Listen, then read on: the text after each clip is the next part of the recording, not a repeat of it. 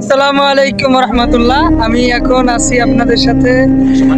এই যে দুইটা ব্রিজই আমি একসাথে আপনাদের সামনে শো করছি। একটা হচ্ছে রূপসা পরিবহন ব্রিজ, আর একটা হচ্ছে রেল ব্রিজ।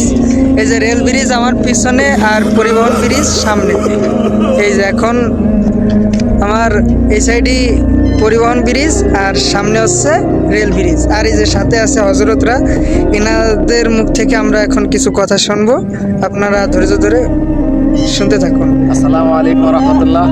আমরা আমাদের এলাকার চাস্তো ভাই ব্রাদারে সবাই মিলে এই ঈদুল আজহার ছুটিতে একটু এনজয় করার জন্য আমাদের বিভাগীয় যে প্রদর্শনীয় স্থানগুলো রয়েছে সেখানে আর কি আজকে আমরা আসছি।